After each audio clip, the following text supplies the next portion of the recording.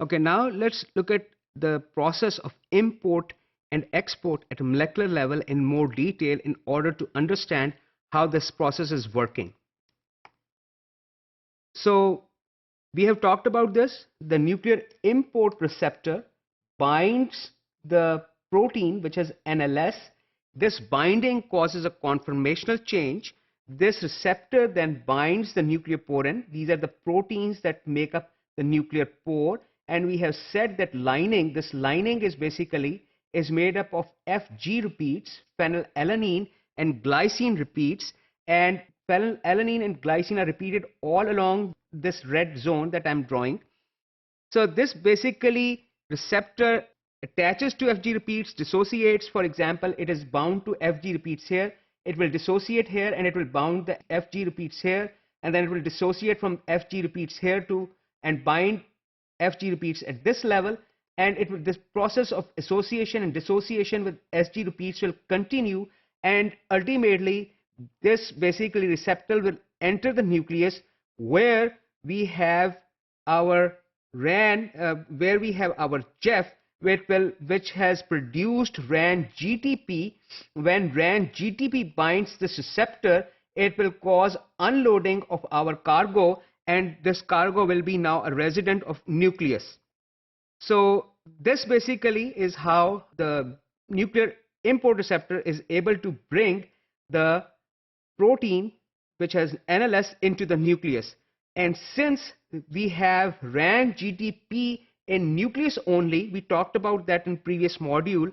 Since we don't have RAN GTP in the cytoplasm, this gives basically directionality to this process from cytoplasm direction into the nucleus. Otherwise, movement of this receptor dissociation is a reversible process. It can go in both directions.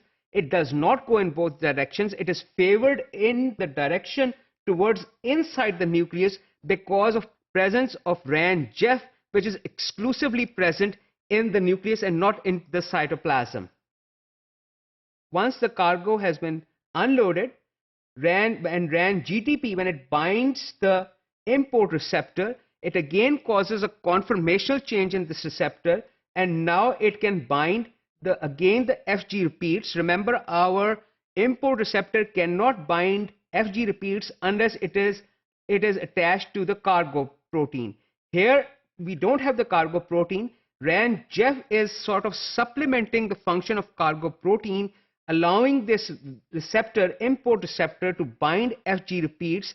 Again, this receptor crawls its way through and goes to the cytoplasm. We have RAN-GAP, which will allow the RAN to hydrolyze GTP into GDP. This receptor cannot bind RAN-GDP, and it will become unloaded, and now it is recycled and it is ready for the next protein molecule which has NLS. So this is how basically the nuclear import is functioning. So we have talked about all this process in detail. Now let's look at the nuclear export. There are proteins that have to be exported outside the nucleus. From the direction is from nucleus into the cytoplasm. The nuclear export receptors work the same way but in reverse. So nuclear import receptors can bind their cargo only and only if they are attached to RAN-GTP. So RAN-GTP will bind the nuclear export receptor, which will go through conformational change. Now it can bind, our export receptor can bind a protein which has export signal on it. This complex will basically again now crawl into the nuclear pore and bind FG repeats, and it will crawl. This whole complex of 3 molecules will go into the cytoplasm, where we know that RAN-GAP is present. RAN-GAP will make RAN to hydrolyze GTP into RAN-GDP. Since this export receptor cannot bind RAN-GDP, it only binds, it has preference for binding RAN-GTP. RAN-GDP will dissociate, and the condition for this receptor to bind the cargo protein is that it has to be bound to RAN-GTP.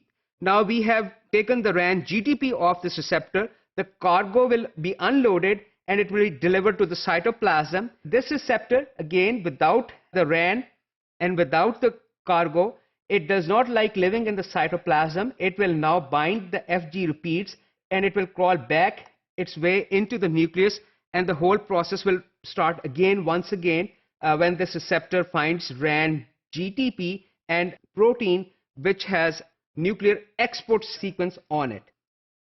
So this is both the processes in comparison. And so you can see we have talked about this. Basically, driving factor here is the presence of RAN assisting molecules. RAN gap is present in the cytoplasm, and RAN GEF is present inside the nucleus, which is basically giving directionality to this whole process. So we are next going to talk about how once the cell divides, the nuclear membrane dissociates, and how is cell able to selectively import molecules into the nucleus when that happens at the cell division. We'll talk about that next.